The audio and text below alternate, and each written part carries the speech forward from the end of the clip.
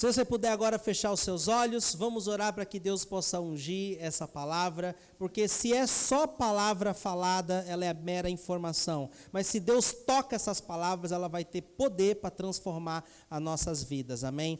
Pai querido, Pai amado, nós pedimos agora que o Teu Espírito Santo venha ungir cada frase, cada palavra mencionada aqui, Senhor Deus, acerca das verdades e dos Teus princípios que estão escritos na Tua palavra. Senhor, nós pedimos que elas gerem vida dentro de nós, gerem frutos dentro de nós. Pedimos que ela não volte vazia, Senhor Deus, mas que ela cumpra aquilo que o Senhor deseja para nossas vidas, ó Pai. Que nossos corações e nossa mente esteja alerta nesse momento, Pai. E nós possamos anotar, Senhor Deus, aquilo que o Senhor vem falando conosco, para que a gente possa olhar de volta, relembrar, Senhor Deus, e assimilar aquilo que o Senhor tem para nossas vidas. Em nome de Jesus, customiza essa mensagem para a necessidade de cada filho teu e cada filha tua aqui nessa noite. E todos dizem amém. Muito bom. Pode dar uma luz aqui para nós. Glória a Deus. Se você puder abrir a sua Bíblia, nós vamos para o livro de Neemias.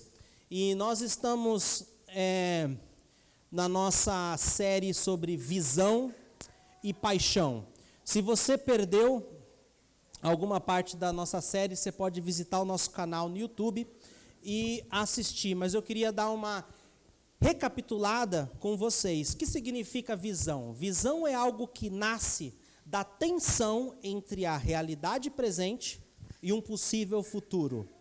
Ela é uma imagem mental do que poderia ser, alimentado pela convicção do que deveria ser. Então a palavra poderia ser e deveria ser fazem parte da visão. Ela é aquela tensão entre hoje e o amanhã. Eu vi uma definição sobre visão que me chamou muita atenção, que diz assim: ela é a ponte entre o presente e o futuro. Por isso que no livro de Provérbios fala que sem visão o povo perece.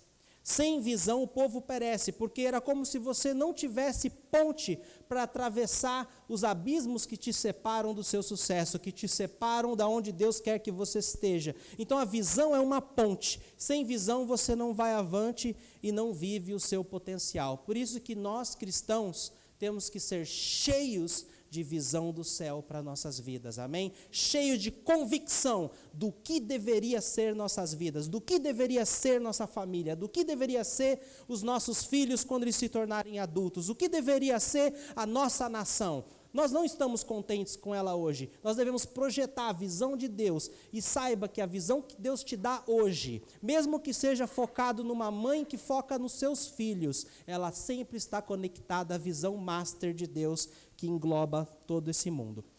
Tem uma analogia aqui sobre nós com visão que tem a ver com um avião, né? Um avião, ele foi feito para voar. Se o avião ele fica estacionado no hangar, ele vai deteriorar, ele vai enferrujar e vai se desgastar muito mais rápido do que se ele estivesse em uso. Não é louco isso? Às vezes a gente acha que se a gente guardar alguma coisa, ela vai durar mais. Se a gente esconder alguma coisa e deixar ela quietinho, ela vai durar mais. Mas, na verdade, o avião foi feito para estar no ar e não na terra. Então, quanto mais horas de voo ele tem, mais as suas engrenagens funcionam melhor e mais longo ele vai durar. E uma pessoa sem visão é igual um avião no hangar.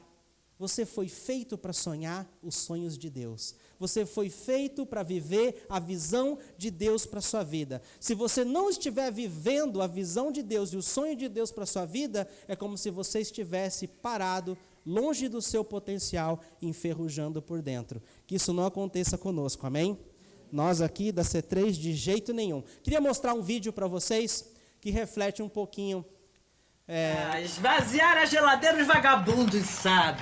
Agora fazer compras. Depois a gente faz, velho. Depois a gente lava, depois a gente limpa, depois a gente espera o trouxa. Ai, que isso? Fazer tudo. Na boa, Léo. Come um Snickers. Por quê? Porque você fica insuportável quando você tá com fome. Melhor? Melhor. Você não é você quando tá com fome. Snickers. Aí, Deus. Você não é você quando está com fome. Eu queria mudar essa frase e dizer: você não é você quando não está buscando viver a visão que Deus te chamou para viver. Você nunca vai ser você se você não buscar, não se lançar no propósito de buscar aquilo que Deus tem para você. E como é que você fica? Insuportável, né? Uma pessoa sem propósito é uma pessoa sem destino, é uma pessoa que não sabe para onde está indo. A visão de Deus, ela te impulsiona a buscar viver uma vida rumo a um nobre destino, amém?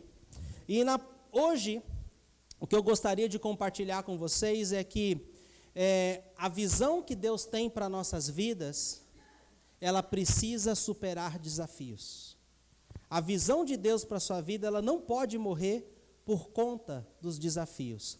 Nós falamos domingo passado sobre o tempo de espera, que Deus coloca uma visão em você, mas existe um tempo, porque Deus põe primeiro a visão em você, para depois a visão mover através de você. Então ela move em você, e ao longo do tempo ela vai começar a mover através de você.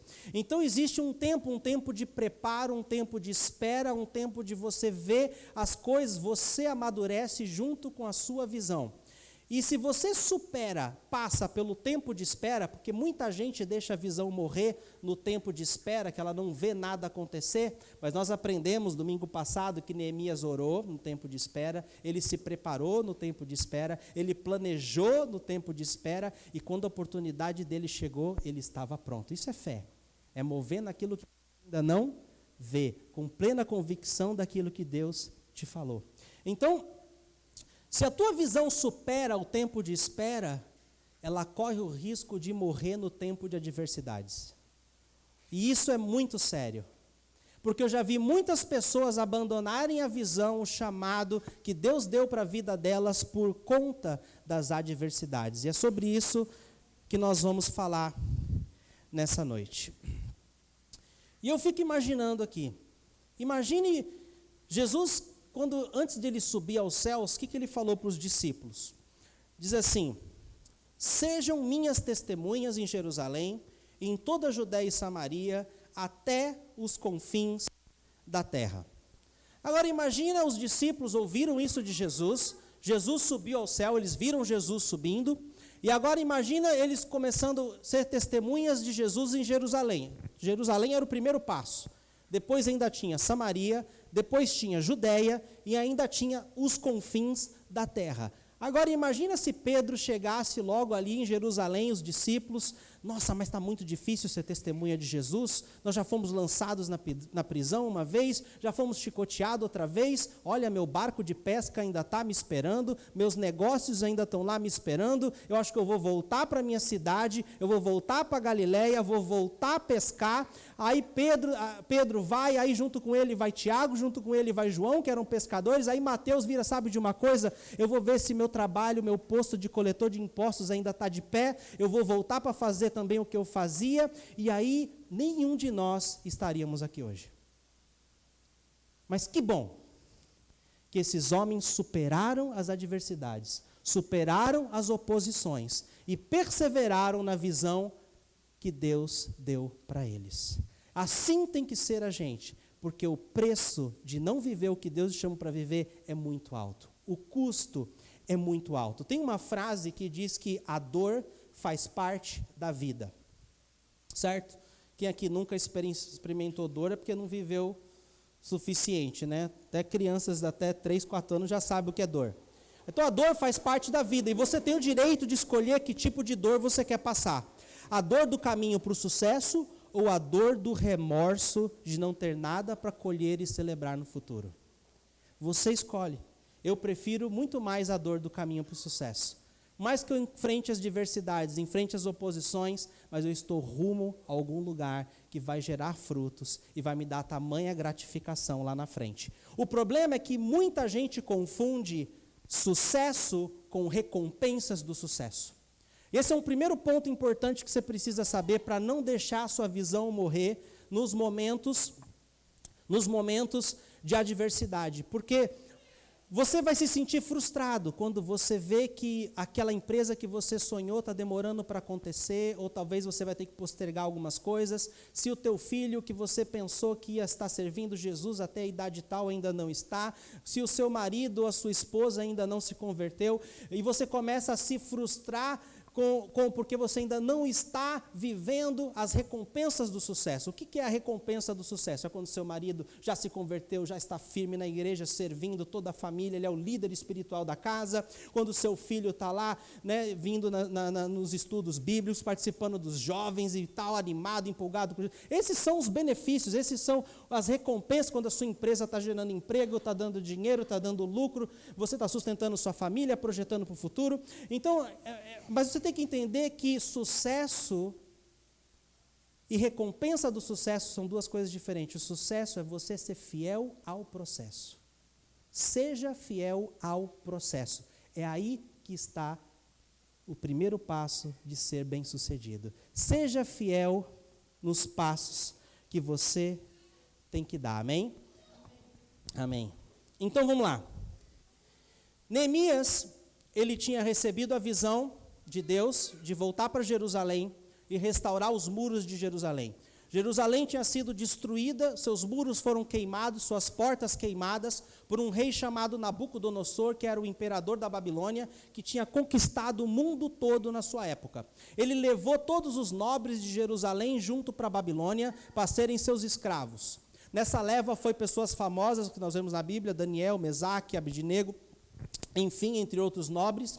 E com o tempo, o Império Babilônio perdeu para o Império Persa. Veio o Império Persa, exerceu o domínio, e um novo rei surgiu, um novo imperador surgiu, e pela graça de Deus, ele deu permissão para que alguns homens e nobres de Jerusalém voltassem para Israel e reconstruíssem a cidade. E eles voltaram para lá, começaram a reconstrução da cidade e reconstruíram o templo de Deus. Porém, eles ainda não tinham feito o muro. E Deus havia prometido por eles, através de um anjo, que ele seria como um muro de fogo em volta da cidade. E aí tem um princípio importante. Tem fases da nossa vida que Deus faz tudo por nós. Tem fases das nossas vidas que Deus é como um muro de fogo, mas depois de um tempo, Deus levantou Neemias, deu um sonho para ele, uma visão para ele, para que ele saísse da Pérsia, saísse do trabalho dele, voltasse para Jerusalém e lá erguesse um muro. E muita gente se frustra porque às vezes Deus move já para fazer outra coisa, Ele te manda você agora trabalhar com as suas mãos, que Ele quer trabalhar através de você, você fica parado e não constrói nada. E uma cidade sem muro é o quê? Uma cidade vulnerável. Sua vida sem muro é uma vida como? Vulnerável. Deus, Ele permite sim. Momento, Ele é o seu muro, mas Ele quer que você aplique os princípios dEle em sua vida, para você também se proteger. Amém? Então, Neemias teve o aval do rei, pegou as madeiras que o rei também prometeu dar a ele para que ele pudesse reconstruir a cidade, pegou viagem. Ele viajou equivalente a 1.200 quilômetros, como se fosse de São Paulo a Porto Alegre a cavalo. Alguém topa? Vamos aí, sair de São Paulo até Porto Alegre de cavalo? Então, imagine a atenção que Neemias chamou quando ele chegou. Quando ele chegou em Jerusalém, ele chegou com um monte de madeira, ele chegou com uma caravana, tinham soldados do rei junto com ele, fazendo a escolta, e ele chega, quem é esse cara? Né, a galera não conhecia ele, ele morava, ele cresceu lá, ele trabalhava no palácio, ele era copeiro do rei. E aí, quem era Neemias? Quem era esse cara? Ele chamou a atenção de todo mundo. Então, imagino que a cidade parou. Para que essas madeiras? Para que esses soldados? Mas eu quero dizer que a oposição de Neemias e as adversidades de Neemias começaram agora, quando ele ia começar a pôr a mão na massa. E abre lá Neemias capítulo 3, versículo 13, e aí que nós vamos deslanchar na nossa história. 3:13, diz assim. Desculpa, não é 3:13 não, eu errei. 2:13. 2:13. Dá para colocar aí que eu avisei errado. É o 2:13. 2:13 diz assim: de noite saí pela porta do vale, na direção da fonte do dragão e da porta do esterco, examinando o muro de Jerusalém que havia sido derrubado e suas portas que haviam sido destruídas pelo fogo. Fui até a porta da fonte, e do tanque do rei, mas ali não havia espaço para o meu animal passar. Por isso subi o vale ainda de noite, examinando o muro. Finalmente voltei e tornei a entrar pela porta do vale. Então aqui Neemias foi dar uma investigada no tamanho do trabalho que ele tinha que enfrentar. Então aqui fala que tinha passos, tinha lugares do muro que tinha tanto entulho que ele não conseguia nem passar com um cavalo. Então o primeiro desafio de Neemias foi encarar os fatos. Uma coisa era ele imaginar o que seria, uma coisa era ele imaginar o que deveria ser, o que poderia ser quando ele estava lá na Pérsia. Mas uma vez que ele começou a averiguar e considerar os fatos, muita gente sucumbe ali com os seus sonhos e seus planos. Você dá de cara com a realidade e perde a confiança. Mas quando você dá de cara com a realidade, ao invés de você perder a confiança, você tem que buscar confiança em quem? Naquele que te chamou. E não na realidade da dificuldade que você vai enfrentar para realizar aquilo que Deus te chamou. Imagine se Santos Dumont recebesse aquele sonho de que o homem poderia voar, que o homem deveria voar, e em algum momento ele disse, não, sabe de uma coisa, mas é muito difícil, como é que eu vou conseguir fazer isso? Como é que o homem vai conseguir voar? Como é que eu vou colocar alguma coisa no ar por muito tempo? Não vou nem tentar. Triste seria, né? Triste seria se Thomas Edison também, quando estivesse ali tentando inventar a lâmpada, a luz e tal, desistisse nas primeiras tentativas. Mas ele disse, eu descobri 1000 formas de como não fazer uma lâmpada. De tanto que ele tentou. A visão que Deus tem para nossas vidas irá exceder as nossas competências. Mas quando Ele nos chama, Ele sempre nos capacita, amém? O segundo desafio de Neemias vem nos versículos seguintes. Olha lá, o versículo 16 diz assim: os oficiais não sabiam aonde eu tinha ido e o que eu estava fazendo, pois até então eu não tinha dito nada aos judeus, aos sacerdotes, aos nobres, aos oficiais e aos outros que iriam realizar a obra. Então eu lhes disse: vejam a situação terrível em que estamos. Jerusalém está em ruínas e as suas portas foram destruídas pelo fogo. Venham, vamos reconstruir os muros de Jerusalém para que não fiquemos nessa situação humilhante. Também lhes contei como Deus tinha sido bondoso comigo e que o rei me tinha dito.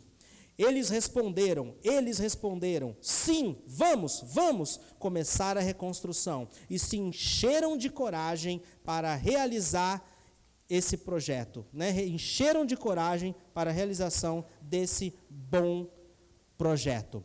Por que eu repeti o plural? Eu repeti o plural de propósito porque nenhuma visão que Deus dá para nós é possível realizar sozinho. E se você estiver anotando, anote essa frase: você não é um time, você é um jogador. Nenhuma pessoa consegue ser um time sozinho. Neymar, Cristiano Ronaldo, Messi, eu quero ver eles sozinhos, eles não conseguem nem ganhar do 15 de Piracicaba dos juniores sub-11. Bota lá os meninos de 11 anos, 11 jogadores e o Neymar sozinho, quero ver quem ganha. Porque nós fomos feitos para ser interdependentes e trabalharmos em equipe. Moisés tinha Arão, Josué tinha Calebe. Jesus não fez carreira solo, ele andava com os 12. E assim por diante, nós conseguimos realizar nossos objetivos em equipe. Deus precisava tocar no coração dos habitantes de Jerusalém, para que eles pudessem se mobilizar junto com Neemias na reconstrução daqueles muros. Vamos lá. Desafio segundo, então, nenhuma visão de Deus é possível se concretizar sozinho. Você precisa de equipe, você precisa de pessoas, você precisa envolver pessoas no projeto da sua vida, seja ele qual for. Criar seus filhos no caminho de Deus, seja ele qual for, ganhar o seu cônjuge para Jesus, seja ele qual for, você conquistar alguns objetivos pessoais, a visão que você tem, você precisa envolver outras pessoas, ok? Eu tenho um colega que os filhos dele estão caminhando, se distanciando de Deus, E ele sabe que ele sozinho não consegue resolver esse problema e fazer com que os filhos dele voltem para a casa de Deus. Então ele está acionando pessoas. Sabiamente ele me acionou. Fábio, você pode receber meus filhos na tua casa? Eles podem passar um fim de semana com você? Falei, lógico, manda eles aqui, vou levar eles na praia, vou jogar bola com eles, vou brincar com eles. Porque eu sei que ali, incutindo valores, princípios, outras pessoas também ajudando e semeando, nós teremos um resultado mais rápido, amém? Então nós precisamos uns dos outros. Terceiro desafio de Neemias, que é o que eu quero gastar mais tempo aqui, é a oposição, são os inimigos. Inimigos. Então, olha o que diz o versículo 19. Quando, porém, Sambalate, o horonita, Tobias, o oficial amonita, e Gesem, o árabe, souberam disso, zombaram de nós, desprezaram-nos e perguntaram, o que vocês estão fazendo? Estão se rebelando contra o rei? Eu quero dizer uma coisa para você. Quando Deus te dá uma visão, você vai atrair dois grupos de pessoas. Você vai atrair pessoas para te ajudar, que vão se apaixonar pela mesma visão que você, e você vai atrair críticos. Infelizmente, não dá para não atrair críticos quando Deus te dá uma visão. E aqui esses críticos vieram rapidamente e começaram a zombar de Neemias e de toda a equipe que Neemias tinha convocado. Começaram a desprezar. E olha como eles não sabiam de nada. Os críticos normalmente não sabem de nada. Vocês estão se rebelando contra o rei? O próprio rei tinha dado o aval. O próprio rei tinha dado carta branca para que eles fossem e construírem. Aí no versículo 20, Neemias respondeu, o Deus dos céus fará que sejamos o quê? Bem-sucedidos. Nós, os seus servos, começaremos a reconstrução, mas no que lhes diz respeito, vocês não têm parte nem direito legal sobre Jerusalém. E em sua história não há nada de memorável que favoreça vocês. É extremamente importante, quando o inimigo vier apontar o dedo na sua cara, quando o inimigo vier desdenhar você, você apontar o dedo de volta na cara dele e lembrar, não há nada também memorável ao teu respeito. Eu sei de onde você veio e eu sei para onde você vai. Eu lembro o diabo constantemente que nos finais dos tempos eu vou reinar com Jesus na glória e ele vai ser lançado num lago onde tem fogo e enxofre e será atormentado todos os dias de suas vidas. Então, a visão que Deus te dá vai atrair pessoas para te ajudar e críticos para atrapalhar. E o plano do inimigo é convencer você do que poderia e deveria ser, nunca será. Então ele tenta te convencer, ele tenta te tirar da jogada, para que aquilo que você achava que poderia ser, que deveria ser, nunca será. A palavra Satanás, o nome Satanás significa aquele que se opõe ativamente. Aquele que se opõe ativamente. Então quando você diz, vamos nos levantar e construir, vamos nos levantar e reparar, o diabo diz, vamos nos levantar e se opor. Vamos nos levantar e se opor. Por isso você precisa aprender aqui com Neemias, como você vai também enfrentar a oposição dos seus inimigos. Então, olha o versículo, capítulo 4, vamos para o versículo 1 agora. Vamos pular um pouquinho a história. Continuando a oposição à reconstrução. Quando Sambalate soube que estávamos reconstruindo o muro, ficou furioso, ridicularizou os judeus, e na presença dos seus compatriotas, Sambalate ele era o governador de Samaria, era a região próxima a Jerusalém. Ele ridicularizou os judeus na presença dos seus compatriotas e dos poderosos de Samaria e disse, o que aqueles frágeis judeus estão fazendo? Será que vão restaurar o seu muro? Irão oferecer sacrifícios? Irão terminar a obra num só dia? Será que vão conseguir ressuscitar pedras da construção daquele monte de entulho e pedras queimadas? Tobias, o amonita que estava do seu lado, completou, pois que construam, basta que uma raposa suba no muro, que esse muro de pedras desabe. O que eu vi aqui? Um bombardeio de palavras tóxicas. É impressionante como o inimigo tenta contaminar o seu coração de palavras tóxicas para que aquilo contamine o seu subconsciente, contamine a sua capacidade de enxergar o futuro e soluções para os problemas que você enfrenta, para te estagnar, para te parar, para colocar dúvidas no seu coração. Aqui esses caras criticaram o caráter dos construtores. O inimigo é o acusador dos filhos de Deus, ele adora criticar e inventar mentiras sobre o nosso caráter. Eles questionaram a habilidade dos construtores, desafiaram o compromisso dos construtores para com a conclusão da obra, questionaram se era realmente possível esse projeto, para colocar dúvida neles, e ainda disse assim: se vocês conseguirem, vai ficar horrível. Se vocês conseguirem, basta uma raposinha pesando 2 quilinhos, subir nela, o muro vai cair, porque vai ficar uma droga, porque vocês não têm a manha. Qual o objetivo desses homens? O que vocês acham que eles queriam com essa afronta? Qual é o objetivo desses homens com tantas palavras tóxicas? Fazer com que eles ficassem desencorajados ao ponto de desistir da visão. Isso o novo cristão enfrenta muito. Ele aceita Jesus num culto de domingo, ele fica cheio de paixão, quando nós cantamos sobre o primeiro amor, ele vem para o primeiro amor, aí ele chega na casa dele. O pai dele, a mãe dele, ou o cônjuge, ou seja lá quem for, o irmão, não segue Jesus. E começa, você virou crente? Meu, mas você até ontem estava bebendo no bar, você acha que você vai conseguir aí ser crente? Nossa, até ontem você estava falando palavrão, você vai conseguir ser crente? Quero ver, isso é fogo de palha. Mãe, olha ele. Eu não dou 2 meses, história de crente aí, E o novo convertido passa muito por isso, a família critica, né? Mas eu quero dizer que se você perseverar, você vai viver a promessa que Deus deu, e quando Josué disse: eu e a minha casa serviremos ao Senhor.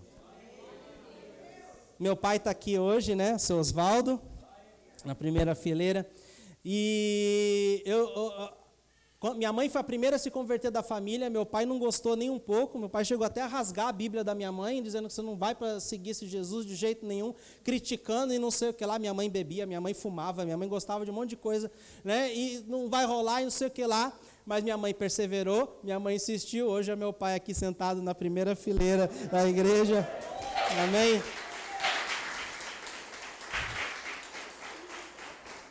Serve Jesus lá com ela, na cidade de Franca, e estão aqui visitando a gente. Só meu pai veio visitar, né? O Joshua está comendo o couro dele aqui. É muito engraçado que meu pai gosta de tirar um cochilinho, tempo chuvoso, depois do almoço, né? E ontem ele estava mega cansado e tal, né? Foi lá dar uma dormidinha, dar uma cochiladinha. O Joshua pegou, a gente tem aquele bonequinho do Minions, não sei se você já viu que você aperta, ele faz um monte de barulho. Aí ele fala, banana, banana. Aí você aperta de novo, ele começa a fazer pum, né? E aí meu filho foi lá, banana, banana. Aí o vovô está dormindo, deixa ele descansar. Não, ele já dormiu bastante, agora ele tem que acordar para brincar comigo. Criança é fogo, né? Mas aqui, diante de tudo isso, de todas essas palavras tóxicas que Neemias estava recebendo e toda a sua equipe estava ouvindo, qual foi a reação dele? Ele desanimou? Ele deixou que essas palavras entrassem no seu coração? Ele disse assim, sabe de uma coisa? Eles até têm razão, a gente nem tem o expertise para construir isso, vai dar muito trabalho mesmo, acho que vou desistir. Só que, não. A visão te dá a habilidade de ver além da sua dor e das suas circunstâncias. Você pode até passar pelo vale, mas os seus olhos estarão fixos no topo da montanha. A visão que Deus te dá a habilidade para ver além da dor, além das circunstâncias. Você vai manter os seus olhos no topo da montanha. Amém? Então Neemias, olha o que diz no versículo 4. Ele orou. Ouve-nos, ó Deus, pois estamos sendo desprezados. Faze cair sobre eles a zombaria, e sejam eles levados prisioneiros como despojos para outra terra. Não perdoes os seus pecados, nem apagues as suas maldades, pois provocaram a tua ira diante dos construtores. Nossa, alguém já orou assim? Olha que louco. Fulmina eles, Senhor. Não perdoa os pecados deles, quero que eles vão para o inferno, todos eles. Isso demonstra que Neemias não esperou as coisas se acalmar. Talvez se ele tivesse esperado mais um pouquinho, ele teria orado diferente. Ele orou no calor da raiva mesmo e colocou toda a sua frustração diante de Deus. E a melhor coisa que você tem a fazer, ao invés de você descontar a sua frustração nos membros da sua família, ao invés de você descontar nos seus colegas de trabalho ou nos funcionários que você tem na sua empresa, chega diante do quarto e desconte em Deus. Ele é grande o suficiente para aguentar tudo aquilo que você tem para lançar sobre ele. Essa é uma coisa que Neemias aprendeu e você vê na história.